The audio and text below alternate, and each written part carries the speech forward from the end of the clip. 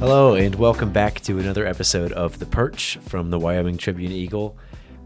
This week, as the Cheyenne Frontier Days has wrapped up now, we'll be bringing you a roundup of the results and what happened there with our sports reporter, Matt Atencio, and our sports editor, Jeremiah Jonke. But before we get into that, let's get a local news roundup from our newsroom staff here at the Tribune Eagle. Let's start with Ivy Seacrest. What's going on with you this week? Yeah, so, with CFD, it wasn't a very exciting week until Thursday. On Thursday afternoon, officers apprehended a suspected bank robber, later identified as Eric Smith. Smith, approximately around 3 p.m. on Thursday, robbed his first of two banks of the afternoon, the first being the Jonah Bank of Wyoming, located at 205 on Story Boulevard. He then proceeded from that bank to a local insurance business where he demanded a car, was denied a car, and then proceeded into a local neighborhood. There he stole a car from said local neighborhood and took it to the second bank, which was the Vista Federal Credit Union, located on Sparks Road. He used the same aggressive tactics there to kind of rob that bank, and then he left the bank in the car, proceeded into a nearby residence on Meadow Drive, where he attempted to burglarize a woman, according to the press release, and then he fled down Taft Avenue.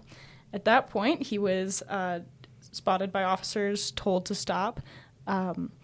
Being as gung-ho as he was on his series of events that he had been taking part in, he decided not to and was ultimately taken down by a canine unit and transported to Cheyenne Regional Medical Center, where he was given medical clearance and then promptly booked in the Laramie County Jail. And so, honestly, this all took place between 3 p.m. and 4:10 yesterday. It's a very ambitious set of crimes for one person to commit in 70 minutes, and the case is still under investigation by the Cheyenne Police Department, the Federal Bureau of Investigation, and the Alcohol, Tobacco, Firearms, and Explosives Bureau, and it's standard for bank robberies to become an FBI investigation, so that is what will probably be going on for the next week. Wow, sounds like he had a busy hour there yesterday. Yeah, really ambitious man. 70 minutes, 2 banks, 1 car, attempted theft of another woman. I mean, really just an absolute public safety menace. So glad he's taken care of. Thanks, Ivy. Appreciate you bringing us the latest on that. Now, state governments. Hannah, what's going on there? So probably the biggest piece of news this week from state government, which has caught the attention of both local and national media, is a statement that was recently released by U.S. Representative Harriet Hageman from Wyoming, where she called Vice President Kamala Harris a DEI hire. Obviously, Wyoming Democrat Party immediately jumped on the statement, saying it was a quote-unquote racist statement and called for her to issue an apology. This came out about a week after another video floating around the internet was seen of U.S. Senator John Barrasso, also from Wyoming, chasing down the now former Director of Secret Services, Kimberly Cheadle, at the Republican National Convention, where he and another U.S. Senator from Tennessee were seen demanding answers as to why security failed to prevent an assassination attempt on former President Donald Trump at a Pennsylvania rally just a few days earlier. So for the story that I was writing, I interviewed nearly a dozen different Wyoming Republican and Democratic Party leaders and political candidates just to see kind of what their thoughts were on it. It is important to note that both Barrasso and Hageman are up for re-election this year, with at least one Democratic and one Republican challenger in each race. And what I found was kind of a broad spectrum of opinions. It wasn't exactly a complete census across the board for either party. For example, Laramie County Democratic Party Chair Jordan Evans told me he didn't really want to comment on whether or not he thought Hageman's DEI, use of the word DEI was inherently racist. DEI is a popular buzzword among the Republican Party members. It stands for Diversity, Equity, and Inclusion Initiatives, which there's been a nationwide call for to get rid of them. But Evans speculated that Hageman's usage of the word was actually more just to appeal to Republican voters rather than, without racist motivations. And his counterpart, Laramie County GOP chair Taft Love, pretty much told me the same thing. He also didn't think that Hageman meant for it to be inherently racist, and that's just using that popular DEI buzzword to appeal to the Republican Party. He said if she did mean, something to be a little bit more derogatory, then she should definitely apologize. But outside of those two, a lot of other Democratic political candidates and leaders kind of did have that same idea where they thought it was quote-unquote borderline evil, disgusting, racist, while their Republican counterparts said Hageman was absolutely right and free to express her opinion, on how she felt about Harris. And the same thing kind of came for Barrasso. Again, there's a little bit more sympathy from Evans, where he understood, this was a very emotionally charged event. The former president was nearly killed. And so he understood the, the emotions behind of charging after Cheadle, but said he also probably should have kept his cool.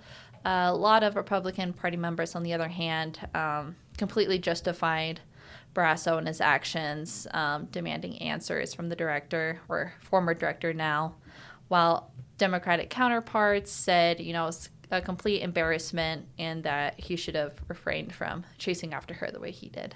Mm-hmm. And so in your conversations with these folks, did you kind of get the sense that this will impact their election as they're up for election this year at all? Or were you getting more of the sense that this is just kind of typical election year drama that will be, kind of forgotten and not play a factor?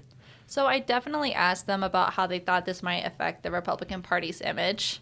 A lot of the Republicans that I spoke with, they told me that they did not think this was going to hurt the Republican Party's ability to swing voters for the presidential election.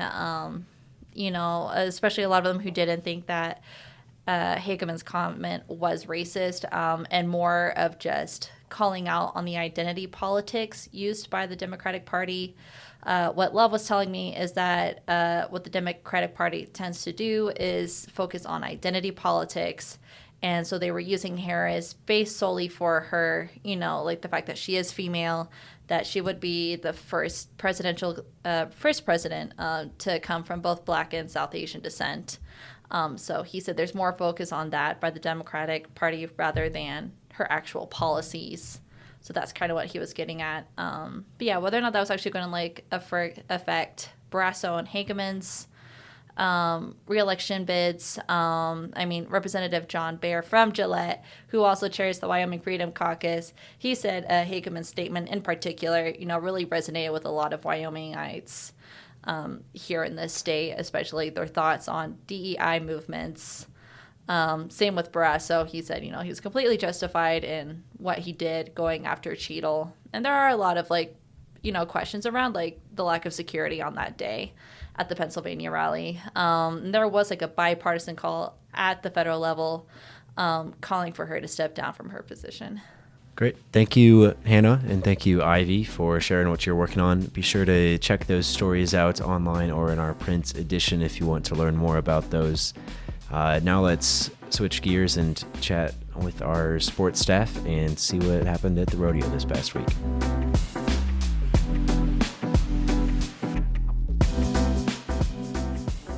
All right, I'm joined here by Matt Atencio, our sports reporter, and Jeremiah Jonke, our sports editor, now to bring us a roundup of the Cheyenne Frontier Days rodeo and the winners from the events this year. But before we get into that, Jeremiah, can you introduce yourself and first of all tell us a little bit about the rodeo and how it works and how the scoring works? Yeah, I'm Jeremiah Jonke, the WOW Sports Editor, which is the combined sports department for the Tribune Eagle and the Laramie Boomerang. The rodeo format for CFD changed in 2019. Prior to that, it used to be the traditional aggregate style rodeo, where you would have 2 rounds in each event, and the combined time and the combined score from each of those events, the top 12 in those would go into the finals, where you would have a whole nother round of competition, and then you take the first two scores, combine them with the final score. So out of those three scores or times, the person with the highest score or the lowest time combined was the winner. And it's a traditional rodeo format. You have some rodeos where it's a 2-round rodeo and then a finals. A lot of rodeos, some of the smaller ones, are 1 round and then a finals, and they combine the scores there. But in 2019, CFD kind of jumped on the bandwagon that a lot of the bigger rodeos were going to, of a tournament style. The logic that they said was just because a lot of the people that come here aren't hardcore rodeo fans. This is the first time they go to a rodeo, and they don't want to, they want to know how that person that they saw win that round did that day. They don't want to, find it out, look at the results later on and find out that, that great ride I saw the other day didn't even win that round when it was all said and done. That person didn't even make the finals. So what they did with the tournament style was, each day has a winner. You have qualifying for steer roping, tie down roping, steer wrestling, breakaway roping, barrel racing, team roping, and the top 72 times out of those timed events will make it back to the main performances for the quarterfinals. The rough stock events, you have 12 contestants each day in saddle bronc and bareback that compete at Cheyenne Frontier Days in the quarterfinals. There is no qualifying for that, and there is no qualifying for bull riding. Bull riding is different in terms of this rodeo because where the bareback riders and the saddle bronc riders only get one opportunity to advance to the semifinals, the bull riders get 2 days where they'll compete here, and they'll take the top 6 scores out of those 2 days to advance to the semifinals. In all the other events, it's just one shot. You get the top 4 from each day advance, and they pay out those places, and they move on to the semifinals. Out of each semifinal round, you take the top 6 to come up with your 12 finalists. So that's really just it's kind of a convoluted format as opposed to the old format, which was straightforward, and it's been kind of contentious because a lot, especially the timed event contestants, where they have to haul horses and feed them and care for them, and the road miles aren't easy on the animals either. It's some of them have expressed a concern that it's not worth it because they have to. There's so many different rodeos going on at the same time that they could be in Salinas, California for a rodeo one night, and then they got to drive overnight and be here to compete the next morning in qualifying, or Days of 47 rodeo in Salt Lake City's going on, or there's Red Lodge, Montana, or Deadwood, South Dakota. So these cowboys are logging a lot of miles as they go down the road over the course of the summer, and it really takes a toll on them. And it's also really expensive with the cost of diesel, gas, and feeding their horses and everything. So it's been contentious, but I think it's been well received from the fans because as the CFD contended, you can walk out of there and know, well, hey, that great bull ride I saw today, that won the round. And so it's a very fan-friendly format, but contestants are still, they're not enamored with it, but it's they've just kind of accepted it because that's so many of the big rodeos are going to that tournament style. Mm-hmm. And there's a whole set of events at each rodeo, and the winner of those events receives a cash prize, and whoever receives the largest cash prize throughout the whole rodeo is the all-around winner. Mm-hmm. Has that format changed since 2019 at all, or is that still no? That's about the only thing that hasn't changed. Mm-hmm. is the all-around champion. Whoever wins the most money that's entered in multiple events over the course of the rodeo is crowned the all-around champion, and typically it's timed event cowboys that have opportunities to win that because they have more events that they can enter. For the men, you've got tie-down roping, steer wrestling, team roping that you could enter. And because they have things to factor in with hauling their animals and feeding their animals and that sort of thing, those events end up paying out more than the rough stock events because they do factor in some of those expenses on top of it. So they do have the opportunity to win more, not just because there's more events, but because there's more money made available to them. Whereas the rough stock contestants, they have just bareback riding, saddle bronc riding, and bull riding where they can win money. The interesting thing that we could see here eventually is a women's all-around champion, which Cheyenne Frontier Days has never had, because up until, I think, 2019, there was only one women's event at this rodeo. I mean, women can enter team roping too, and they can enter barrel racing, but up until 2019, when Cheyenne Frontier Days became the first large rodeo to bring breakaway into its main performances, the only opportunity that women really had to earn money at Frontier Days was barrel racing. But now that there is breakaway roping, you're seeing more women enter team roping, or you're having some women that do both barrel racing and breakaway roping. And I can't remember the name of the cowgirl that was in contention for it, but there was one, just a couple years ago that she had won enough money in barrel racing and enough money in breakaway roping that she put herself in the conversation. And, I'm not sure that CFD was prepared to do that, because I don't know if it was written into the ground rules here. That was the conversation, is it in the ground rules that we can crown a women's all-around champion? And so I think now it's in the ground rules. So if a woman was to win a good chunk of money in both breakaway roping and barrel racing, she could be the all-around champion here. Mm-hmm. And they're only going to crown one. It's not going to be a women's all-around or a men's all-around. It's going to be the all-around champion from Cheyenne Frontier Days. Yeah, and I guess with this year being the year of the cowgirl, it would have been fitting to have that, but could see that in years to come at some point.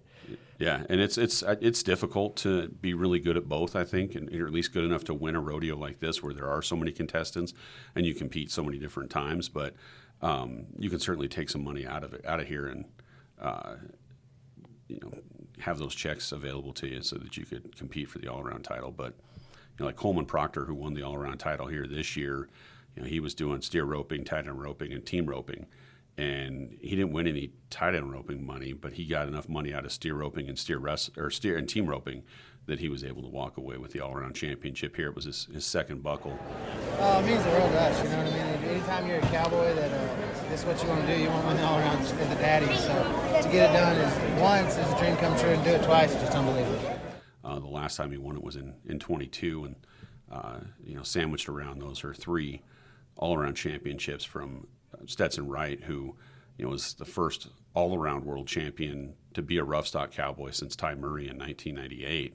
So the fact that there alone should kind of tell you how difficult it is for rough stock contestants to win all-around titles. And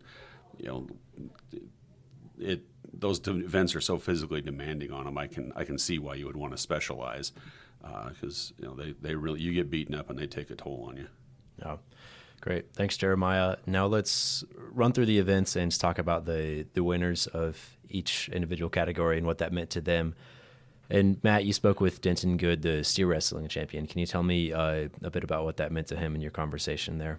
So on, I believe it was Wednesday, Denton Good actually won his quarterfinal round with his dad hazing next to him. And for those that don't know, hazing are the guys that ride alongside of the steer wrestlers to make sure that the steer doesn't veer off in any random directions or anything like that. And when I talked to him then, he mentioned, there's absolutely no way in the world he's going to change what he's doing going into the finals. And sure enough, coming into the finals, he was the second to last person to go, posted a 6.5 second run, which was a 1/10 of a second faster than second place to win the event. And then, afterwards talking to him, not only was that his first win at CFD, that was also his first professional win in the PRCA.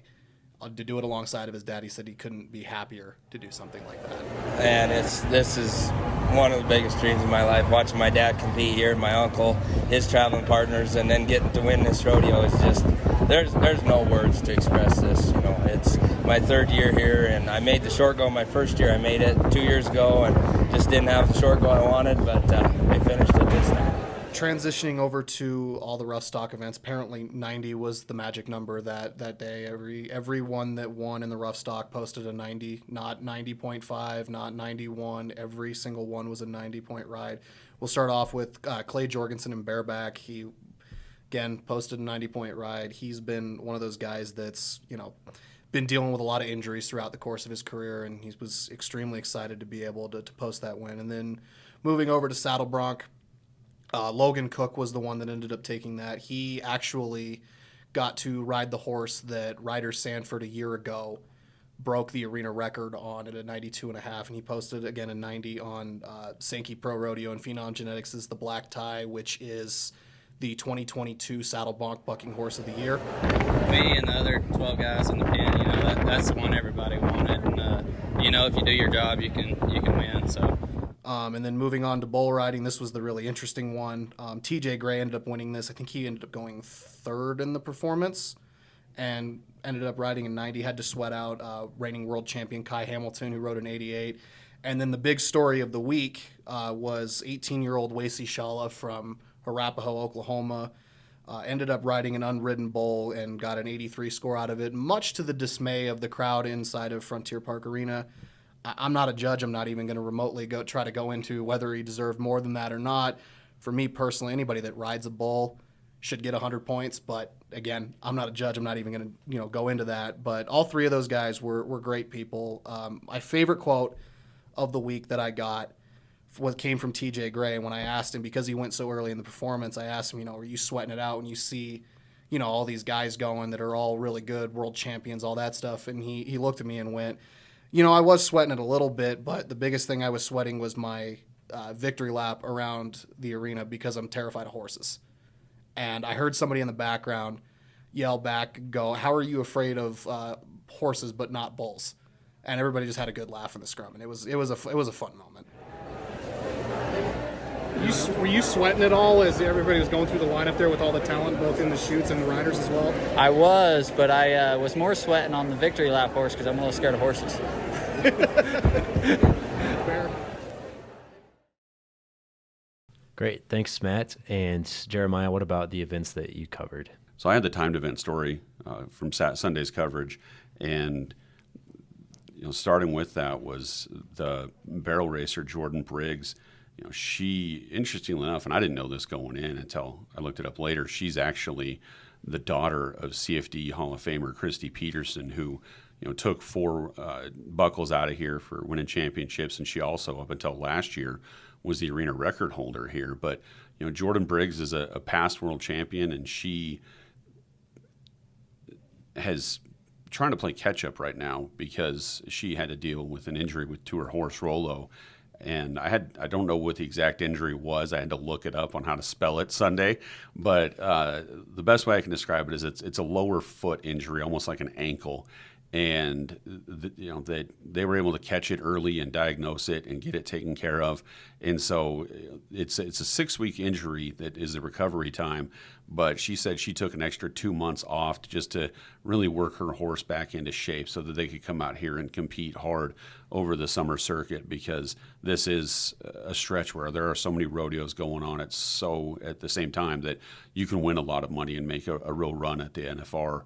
Or you can make a run at moving up into the standings, where if you get into the top 30 or the top 40, or you accumulate enough tour points, it will get you spots in some of the winter rodeos, like Fort Worth and San Antonio and Austin and that sort of thing, where you can make a really good chunk of change at those winter rodeos, but you have to be in the top 40 and qualify for them, and each one of them has kind of different standards for who they allow into their tournament. And so I had zero money won come June 1st, and that's sure a difference for me, because the last 2 years I've won Houston. And so I've kind of already known that I've had the NFR sewed up by this time of the year, and this year I'm still swimming against the current, but this sure helped me a lot. But yeah, it was kind of fun seeing Jordan Briggs get back in there. It's going to give her a big shot in the arm in the standings, and she was in like the 80s this week, and I haven't checked to see where the money she won here in Cheyenne moved her up. But staying with the cowgirls, Shelby Beaujolais Medjid, she is the reigning world champion in breakaway roping, and it was interesting to listen to her talk about how she's struggled this summer. And this might be the start of her turning it around, because even though she maybe has struggled by her standards, she's still number 5 in the world. And she did just enough each round to keep moving on in the tournament. The way that they handle the barrel race or breakaway roping qualifying is that they have 200 breakaway ropers come here for qualifying, and the top 30 out of the first 100 move on to the main performances into the tournament. And then the top 30 out of the second 100 that compete that day move into the performances. And then they bring back the remaining 140 to compete for the final 12 spots in qualifying, and they call that the wild card round. And Shelby Beaujolais-Medjed was the last qualifier out of the wild card round. And then she comes here for her quarterfinal, and she's fourth out of 4 people to move on. And then for her semifinal, she was actually third out of 6, so she was kind of moving up. But she really saved her best run of the week for last and ended up winning with a 3.7 in the finals. And it was really just kind of fun to talk to her about the fact that, you know, you just kept giving yourself a chance, and this is where it ends up. The team ropers were interesting with Justin Davis and Hayes Smith. They're guys that have roped off and on together over the years, and they only live 2.5 miles from each other. Justin Davis is from Northern California, and Hayes Smith is from Southern Oregon, and they don't get a whole lot of time to practice together, but they've known each other for years. And Justin Davis has come close to qualifying for the National Finals Rodeo a couple of times, roping with other guys, and they're roping together now, and they're having some success, and they're trying to move up the standings.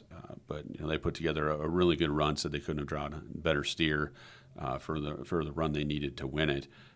They were the third team out of the box that day, so they had to sit there and watch all these other contestants go, including a team, Caleb Driggers and Junior Noguera, who have won multiple world championships together. And so there were a lot of good teams ahead of those guys, and they had to just kind of really sweat it out and hope that their time held. And the funny thing about it is that you'll hear a lot of contestants say this as you listen to them talk after the rodeo, where they've gone so early. They're like, you never want to see another guy fail, but you also want to win. And in order for you to win, you have to have somebody that comes up behind you. And those guys were definitely talking about that sentiment when they talked to everybody afterwards. Dude, you guys were, I think third out. What was that wait like as you guys were watching every other team go?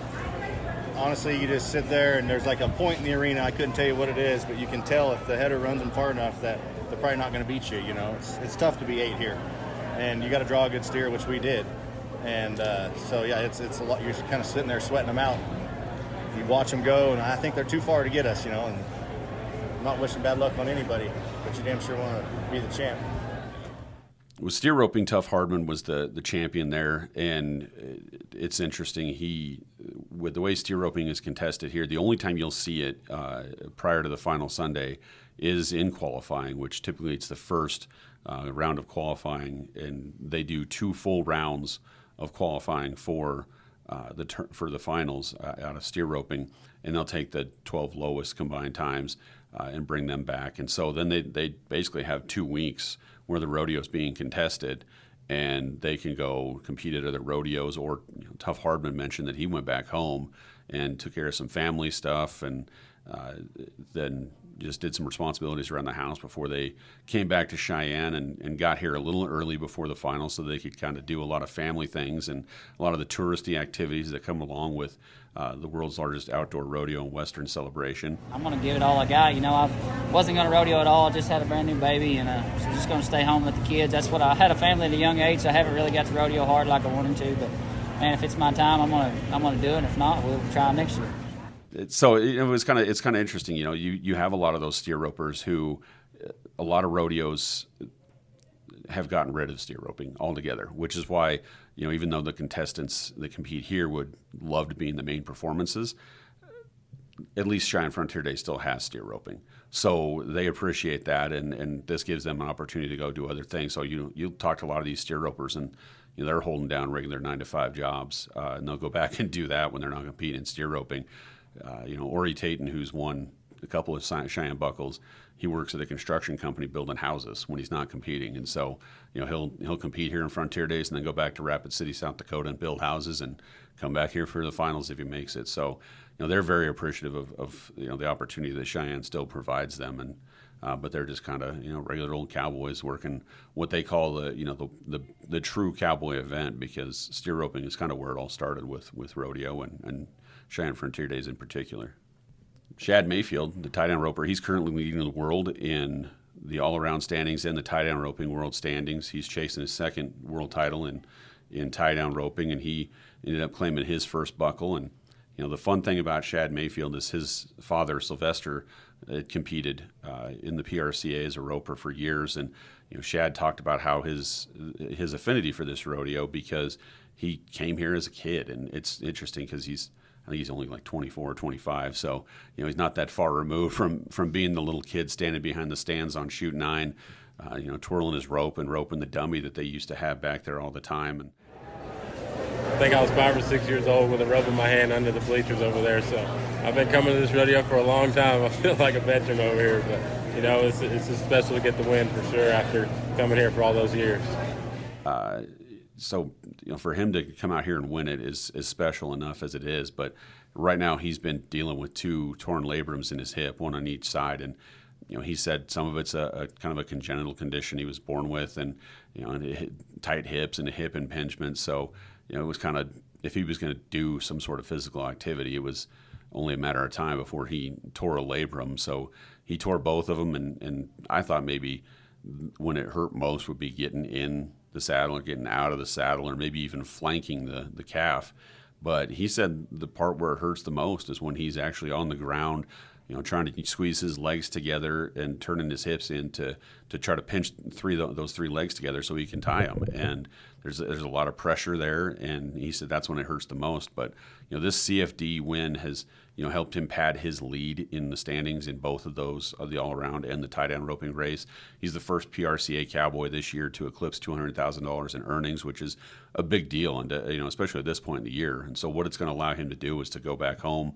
He's living in Texas now, even though he's originally from New Mexico, and he's going to be able to spend a little bit of time to rest up and get some physical therapy every day and get some treatment on those, and then come back out and try to make sure that the other contestants don't gain too much ground on him in the standings while he's out there on the sidelines. And I thought he had a really good perspective about it. When he talked to Matt earlier in the week, he mentioned, those guys can gain ground on me. They might even overtake me.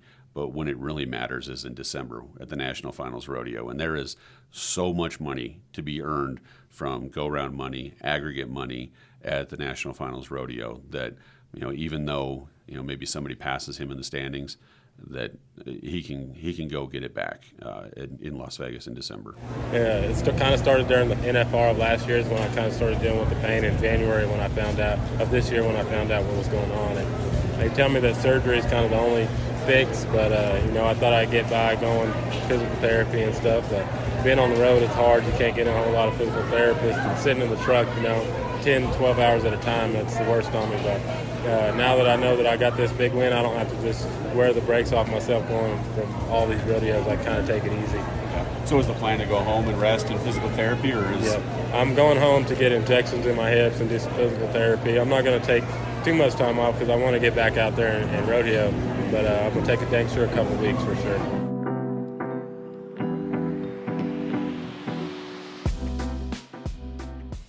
All right, thank you, Matt and Jeremiah, for bringing us the latest on that. You can check out their stories in print or online at our website, wyomingnews.com. And before we conclude today's episode, we have one more special guest to come on to the podcast, and that is Alita Catilius, our photographer, who is finishing up her last week here at the Wyoming Tribune Eagle after 2.5 years. Is that accurate? Yeah, I think it would be just over 2 years, actually. Mm-hmm. Yeah. And so just heading out, what are some of your fondest memories here working at the paper over that time? That's such a good question because there's so many of them.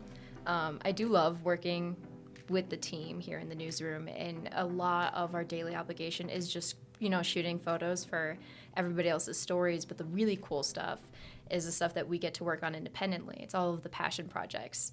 And so when I found out 2 seasons ago that Wyoming was sanctioning girls wrestling for the first time as an actual high school sport, I got really excited, and I wanted to meet up with the girls wrestling team and kind of document their first sanctioned season, competing only in a girls division. And it was crazy because I walk up and I, sat down, introduced the girls. I knew one of them. And they immediately welcomed me. And I'm sitting there and they're all eating because they'd already weighed in. And they're talking about the boys they like. And it's like, so-and-so from math class is so cute. And I'm talking to this person. I have the biggest crush on this boy in my gym class. And I'm just sitting there. I'm just listening, right? I'm a total stranger. And one of them turns to me and she goes, "You can't put that in the newspaper." And I said, "I don't even know who Tommy from Calc 1 is. Like, what am I going to do with that information?" But it was such a cool moment for me to sit down and automatically be welcomed by the girls on the team, that to the point that they're divulging that kind of information with me. And it really kind of like created this precedent for the rest of the season where I formed such a close bond with those athletes. And by the time we got to state, I'm cheering just as hard as any parent because I really want to see them win. I want to see their hard work really come to fruition in that moment. And so I loved that project. And I've seen that piece, and I think that the intimacy that you're talking about that you had with the subjects in that piece is reflected in the work, and it's very, even just viewing it for the first time, you'll feel very connected to these athletes and their story. And that went on to win several awards, didn't it, that piece? Oh yeah, lots of awards. And I know we were talking earlier a little bit about this in the newsroom. Awards are great. Awards are a great resume builder. It's a confidence boost. But at the end of the day, and I hope every journalist out there is hearing this, awards don't really mean that you're good or bad at your job, right? Getting an award doesn't mean you're any better than the guy next to you who didn't get the award. It's subjective. It's who the judges like. And so for me, a better gauge is the community response. And so when we posted that story, when we finally published with the wrestling story, like hundreds of people were reacting on Facebook, and they were sharing it and reposting it and commenting. And all of these people really came out to celebrate the girls and the team and the project. And that to me was way more rewarding than getting first place in whatever competition in whatever state. I mean, that's really fun. Don't get me wrong. I love winning first place in anything. But to have one of the girls reach out and text me and say, "You made us look like such badasses, and that was so cool, and I'm so glad we did this," like that to me is so much more rewarding. And so what's next for you from here? Yeah, I'm actually in the process of applying to medical school. And so that is about a year-long process. Unfortunately, as much as we love journalism, it doesn't always love us in that it financially is not super sustainable. So before I take on massive loans, I will be finding a job, most likely in biotech and research, to save up some money before I go to medical school and sell my soul for that degree. But I'm very excited and very optimistic. Great. Thank you, Alita, for your work as a photographer, photojournalist, and multimedia journalist here at the paper. It's been great working with you in the year that I've been here, and wish you all the best. So thanks to you, and also thanks to Ivy Seacrest and Hannah Shields, Jeremiah Jonke, and Matt Atencio for contributing to this week's episode of The Perch. And be sure to tune in next Wednesday.